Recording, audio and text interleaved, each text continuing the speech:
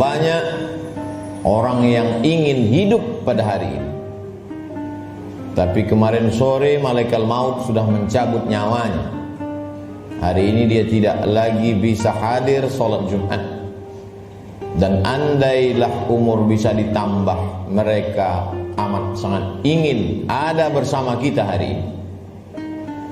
Berapa banyak pula orang yang hari ini, jam ini sehat walafiat, tapi ada yang dicabut Allah dari dalam badannya.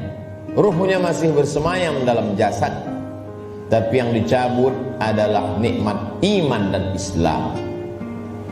Tak ada lagi rasa takutnya kepada Allah, sehingga meninggalkan sholat Jumat ringan saja, seperti meninggalkan sandal di tepi jalan. Tak ada sedikit pun khawatirnya terkena azab kubur, tak ada takutnya pada azab neraka. Laknat yang paling mengerikan bukan miskin, laknat yang paling menakutkan bukan sakit. Laknat adalah ketika tak ada rasa takut dalam hati. Maka ketika masih ada rasa cemas, rasa takut, bersyukurlah, berarti masih ada benih-benih iman dan Islam yang dipupuk, disiram dengan mendengarkan ceramah, tausiah, pengajian, khutbah, dan dia akan berbuah ketika dilaksanakan dalam bentuk amal saleh. Semakin zaman ini hebat, semakin canggih, maka rumah sakit semakin banyak, dokter-dokter spesialis lulusan luar negeri bertebaran seperti bintang di tengah langit. Tapi apakah umur manusia makin panjang? Tidak. Apakah penyakit makin hilang? Tidak. Dulu zaman datuk nenek kita, mereka umur 70 tahun, masih tajam parang panjangnya untuk pergi ke sawah, ke hutan. Hari ini umur 40 tahun, pergi ke rumah sakit, terkena diabetes, terkena asam urat.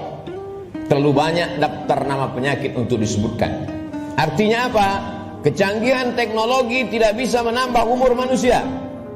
Kehebatan manusia dalam bidang multimedia telekomunikasi memang mempercepat hubungan, memang mempererat persaudaraan, tapi juga mempercepat kematian. Oleh sebab itu hidup manusia semakin singkat, hidup manusia semakin tidak bermakna.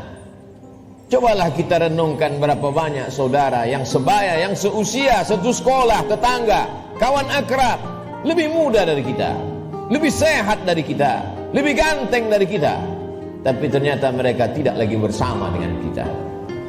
Lalu apa yang perlu kita siapkan? Yang kita siapkan adalah bahwa ketika ruh keluar dari jasad, tidaklah seperti tetesan embun yang jatuh dari daun yang basah. Ketika ruh keluar dari jasad, tidaklah seperti air liur yang keluar dari mulut tak terasa. Ketika ruh keluar dari jasad, Nabi SAW bertanya kepada orang-orang yang ruhnya sudah keluar dari jasad ketika beliau Isra dan Mi'raj, bagaimana yang kalian rasakan wahai mayat, wahai ruh yang pernah bersemayam dalam jasad lalu kemudian keluar dari jasad? Mereka menjawab, seperti kambing yang dikuliti hidup-hidup.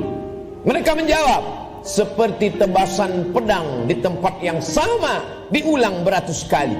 Mereka menjawab, seperti mata kail pancing ditarik dari kulit yang basah, tercabut urat-urat dan dagingnya ikut ke mata kail pancing. Begitulah sakitnya. Lalu yang perlu kita siapkan, apa yang bisa meringankan sakaratul maut itu?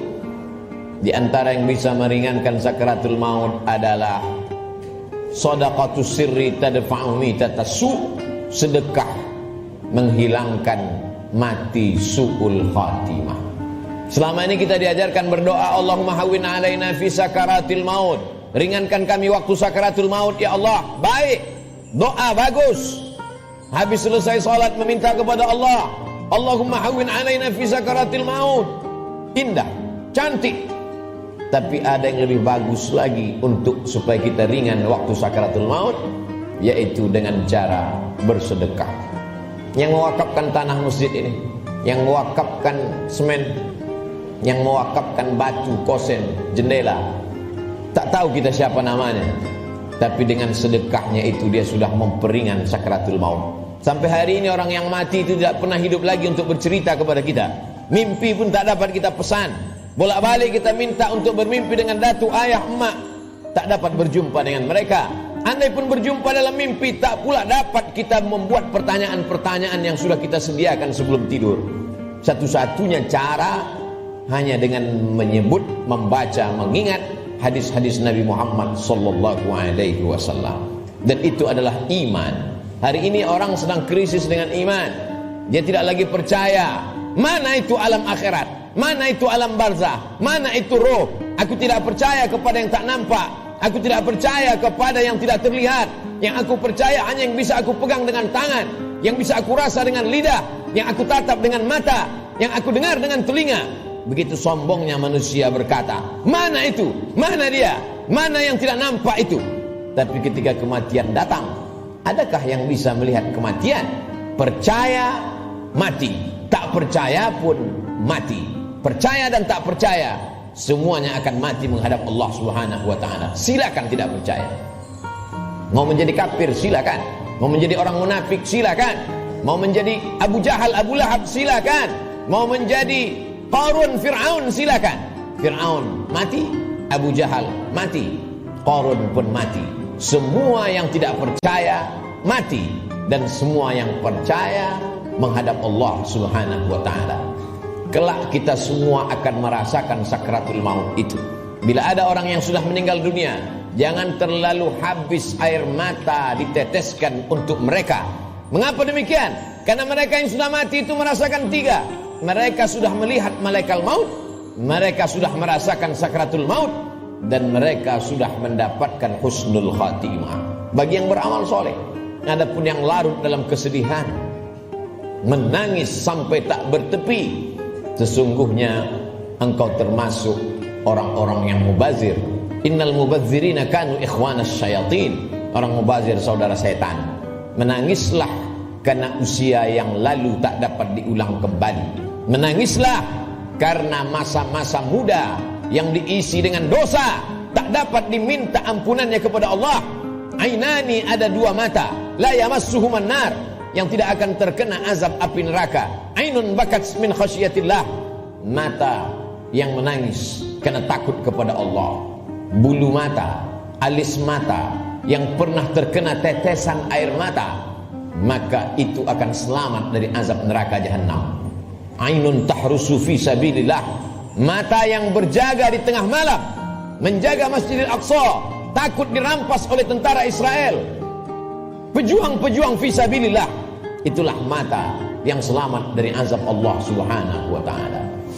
Setelah mati menghadap Allah, bebas dari sakratul maut, mereka adalah orang-orang yang mati syahid. Orang mati syahid itu tidak merasakan empat, tidak merasakan sakratul maut. Sakratul maut mereka seperti cubitan pada kulit yang lembut. Mereka tidak merasakan azab kubur, mereka tidak merasakan hisab. Mereka langsung masuk ke dalam surga Allah Subhanahu wa ta'ala. Wala taqulu liman yuqtalu fi sabilillahi amwat. Jangan kau katakan mereka yang mati syahid itu mati. Bal ahya, mereka hidup. Walakin la tash'urun, kamu yang tak dapat merasakannya. Setiap muslim mesti berniat mati syahid. Andai dia tidak mati syahid, maka niatnya menyampaikannya. Innamal a'malu binniyat. Seorang akan mendapatkan sesuai dengan niatnya. Iskariman au mut syahidan. Kalau hidup, hidup mulia. Kalau mati, matilah sebagai seorang syuhada. Kenapa kita masih hidup hari ini? Kenapa Allah masih semaikan nyawa dalam badan kita? Mengapa kita masih diizinkan melangkahkan kaki, mengayunkan tangan? Kenapa orang yang lebih sehat dari kita lebih dulu mati daripada kita? Kenapa orang yang lebih muda daripada kita lebih dulu meninggal daripada kita? Sesungguhnya Allah buat kita hidup karena dosa kita masih banyak. Allah sayang dengan kita, dia tunggu kita bertobat. Sesungguhnya Allah buat kita hidup karena Allah tahu kita belum punya bekal yang banyak. senantiasa husnuzon kepada Allah. Orang-orang beriman, dia tahu bahwa umurnya itu masih dititipkan Allah. Allahumma ja'alil hayata ziyadatan lana fi kulli khair. Kalau kau takdirkan aku masih hidup besok pagi, jadikan hidup besok pagi sebagai amal saleh. Waj'alil mauta rahatan lana min kulli syarr. Kalau kau takdirkan aku mati malam ini ya Allah, tidak terbangun lagi besok pagi, kematian itu pun kematian yang indah, karena husnul khatimah, karena selamat dari sakaratul maut. Dan yang paling penting, berhenti dari segala perbuatan dosa. Orang beriman tidak pernah bersedih. Umurnya panjang, amalnya bertambah. Umurnya pendek, dosanya berkurang. Orang beriman tidak pernah berduka cita. Kenapa? Karena dia ridha menerima ketetapan Allah subhanahu wa ta'ala. Lewat dari sakaratul maut, selesaikah kehidupan? Belum. Keliru orang yang berkata, mari kita hantar jenazah ini ke tempat peristirahatan yang terakhir. Istirahat kata siapa? Liang kubur sudah siap menjepit bagi mereka yang curang. Curang timbangan, curang sempadan tanah, curang sempadan batas kebun. Mereka akan dihimpit 7 lapis tanah. Berapa banyak tukang gali kubur yang sudah mengukur panjang kubur 170 cm, tapi begitu diukur dengan galah, dengan buluh, dengan bambu, jenazah dimasukkan ke dalam. Kenapa berkurang? Kalaulah dikatakan tukang penggali kubur salah ukur, tidak mungkin, karena dia mengukur dengan bambu, dengan buluh. Tidak mungkin dia salah ukur. Jadi apa sebenarnya yang terjadi? Maka liang lahat sudah siap-siap menjepit, meremukkan tulang belulang, meluluhlantakkan jenazah yang mati menghadap Allah subhanahu wa ta'ala. Ujian kedua yang akan dihadapi adalah azab kubur.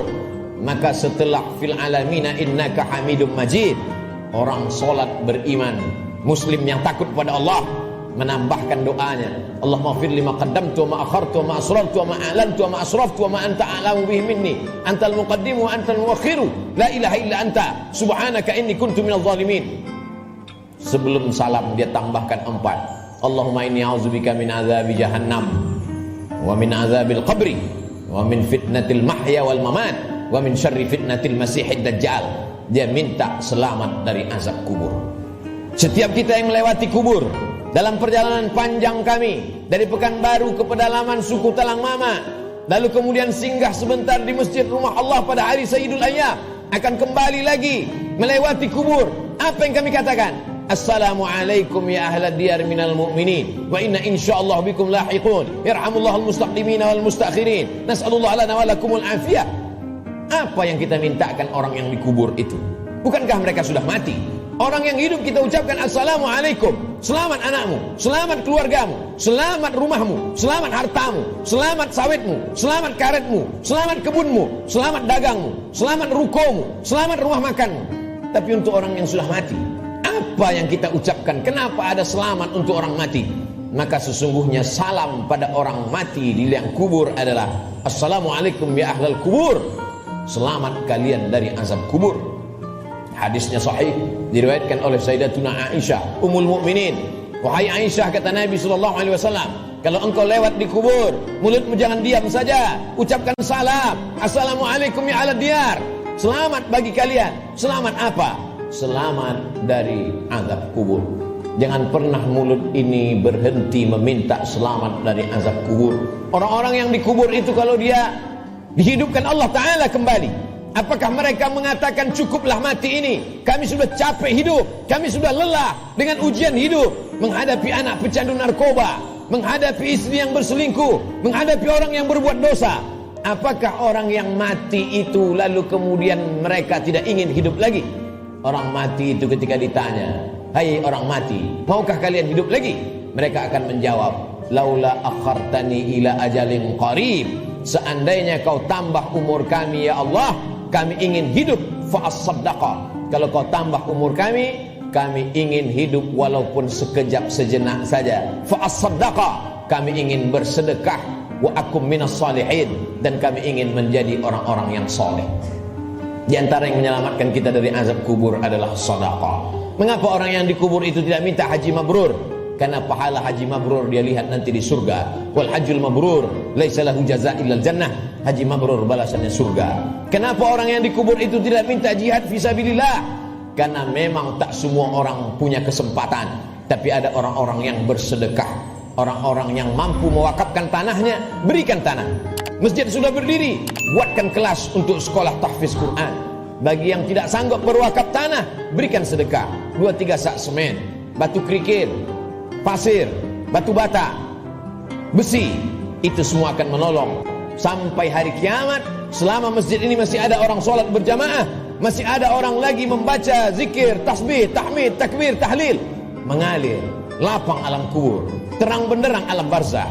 Orang yang meninggal itu hidungnya ditempelkan ke dinding liang lahat.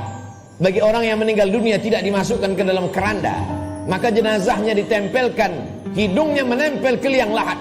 Cobalah kita berbaring, tempelkan hidung ke dinding. Berapakah jarak antara mata kita ke dinding? Begitulah jarak kita dekatnya dengan dinding.